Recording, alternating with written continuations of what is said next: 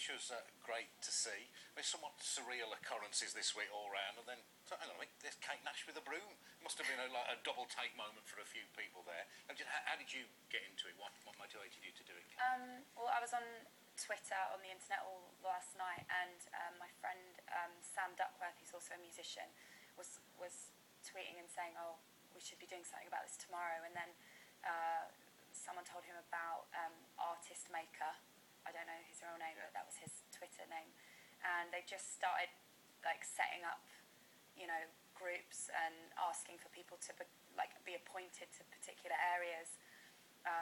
So I woke up the next morning and I was kind of appointed to the Bethnal Green, which is where I live, and I just really wanted to try and get something positive out of it, because I was feeling so like miserable and heartbroken. Heather Taylor joins us as well, one of the organisers of the clean-up. In fact, I've been talking all morning about this image, Heather. It's the one positive image that's being put out there at the moment, and Heather's right at the front here in her high-vis jacket, leading the way. The response has been incredible. Has the people genuinely want to do something and get involved? Yeah, and I think what's been great is that it's been so much help from so many corners, and so many people have come out to give their help to it. I think, for me, I just put a tweet out. I knew about what happened in Vancouver after the Vancouver riots, and I thought, I just want to do something. I want to clean up Clapham. And then artist maker Dan Thompson started the Riot Cleanup Twitter handle, and that's what everyone started to follow. So I just made sure that they knew what was going on at all times, whether it was before and where we're going to meet, and what was happening during the day. And I actually thought no one was going to come, and I just came with my broom, and I rounded the corner at the Nando's at 9 a.m., and there was about 30, 40 people there. Ready and armed with bags and gloves. So if somebody in Birmingham or Manchester wants to organise this, what? There is already. Last night, people are already starting. It's like at Riot Cleanup Mank and at Riot Cleanup Wolve, and they're just appointing different people in everyone's just taking.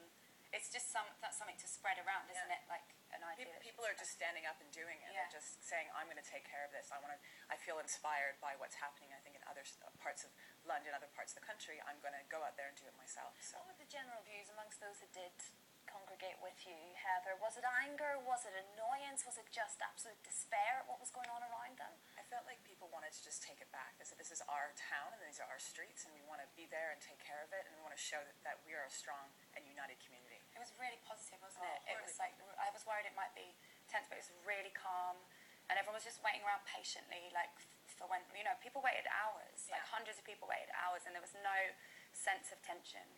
And isn't it strange how Twitter has gone 180? Just yesterday we were saying how everyone was congregating on Twitter, and then that's how people were, it was facilitating the trouble, and yet here we are talking about the good side of it. Well, I kind of feel that though it was blamed for a lot of the troubles, I really think that it's most people just saying how much they were having difficulties and being scared, and I saw that more on Twitter than people organizing crime. I didn't see any organisation of it. So I really think that it's been given a bad name. Of course, it's like, oh, social networks, it did it. I don't really believe that at all. I think actually it's brought people together. As a Londoner, Kate, what do you think will happen now? Do you think it will blow over? I want the rioting to blow over, but I don't think that the issues, and clearly there's something really deep, and I hope it doesn't blow over in terms of like what we should be doing to try and ensure this never happens again, and that why these young people, and not just young people, but why people are like going out there and destroying their neighbourhoods and communities, and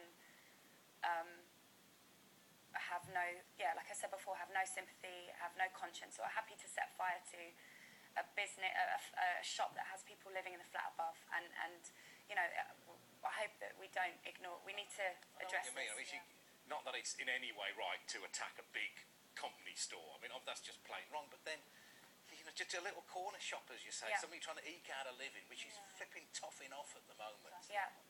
I think it wasn't really. I don't think people were thinking, oh, I'm just going to target this, that, and the other. It's just mayhem. Indiscriminate. And it was really like, what can we go and damage to get basically goods? Okay.